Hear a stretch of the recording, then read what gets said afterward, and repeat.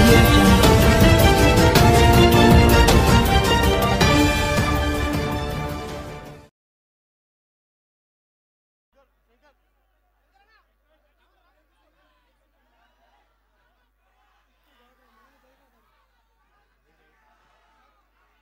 అందరికీ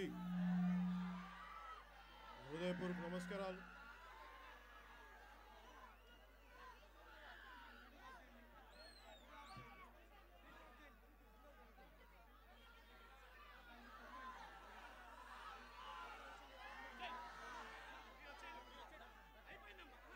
దేశంలోనే అతి పెద్దదైన అతి పొడవైన మన దేశపు జెండాని ఆవిష్కరణకి వైబ్రెన్స్ ఆఫ్ కలాం ఇండియా సంస్థ ఆధ్వర్యంలో జరుగుతున్న దీనికి మనస్ఫూర్తిగా నన్ను ఇక్కడ పిలిచినందుకు ఆర్గనైజర్స్ అందరికీ ప్రతి ఒక్కరికి పేరు పేరున నా హృదయపూర్వక నమస్కారాలు.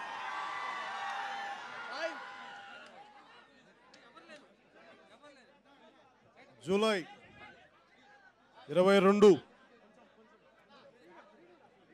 1947లో మన జెండా కాన్స్టిట్యూయెంట్ అసెంబ్లీలో జవహర్లాల్ నెహ్రూ గారు మన మువ్వెన్నెల జెండాకి రూపకల్పన చేసి దీనిని ఇది దేశపు జెండాగా జాతీయ జెండాగా ఆ రోజు కాన్స్టిట్యూయెంట్ అసెంబ్లీలో పెట్టి ఆమోదం తెలియడం జరిగింది. ఆ మోషన్ ఆయన పెట్టారు. దీనికి భారతదేశం మువ్వెన్నెల జెండాలో కాషాయం కానీ తెలుపు రంగు కానీ ఆకుపచ్చని రంగు కానీ ఇవన్నీ మనకున్న చక్రం కానీ ధర్మచక్రం కానీ ఇవన్నీ మన జాతి సమగ్రతకి జాతీయ సమైక్యతకి నిదర్శనం. సర్వేపల్లి రాధాకృష్ణన్ గారు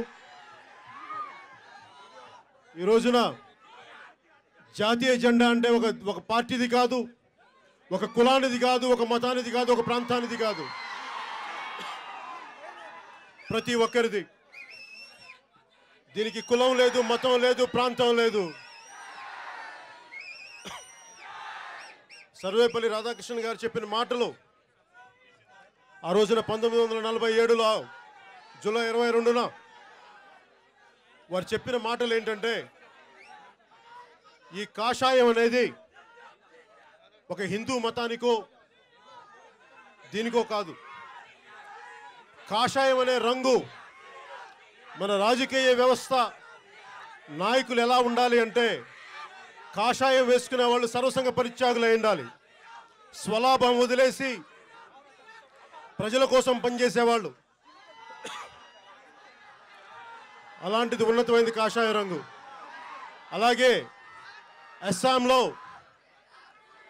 ఆ రోజు కాన్స్టిట్యూయెంట్ అసెంబ్లీ డిబేట్స్లో జాతీయ జెండా గురించి ఇది మన జాతీయ జెండాగా తీసుకోవాలి అని నెహ్రూ గారు ప్రవేశపెట్టినప్పుడు అస్సాం ముస్లిం లీగ్ నాయకులు ఒకరు ఈ ఆకుపచ్చని రంగు కానీ ఈ కాషాయ రంగు కానీ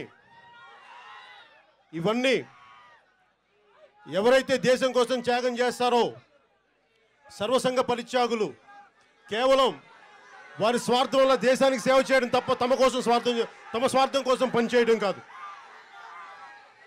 ఈ రోజున ప్రతి ఒక్కరూ స్వలాభంతో రాజకీయాలు ఉన్నప్పుడు మీలాంటి యువత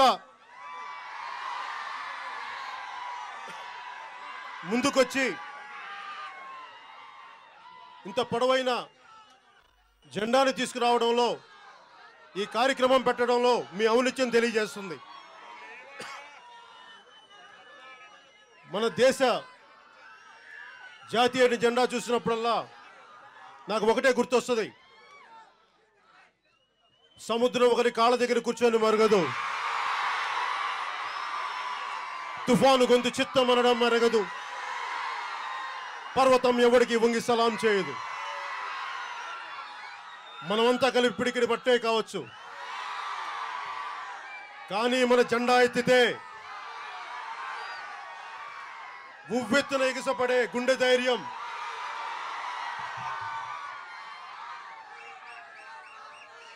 దేశాన్ని ముందుకు తీసుకెళ్లగలిగే ఆత్మగౌరవం నినాదం రెపరెపలాడుతూ ఉంటాయి. అది మనం ఈ సందర్భంలో గుర్తుపెట్టుకోవాల్సిన మనస్ఫూర్తిగా నేను మిమ్మల్ని కోరుకున్నాను. వీడియో నచ్చిందా?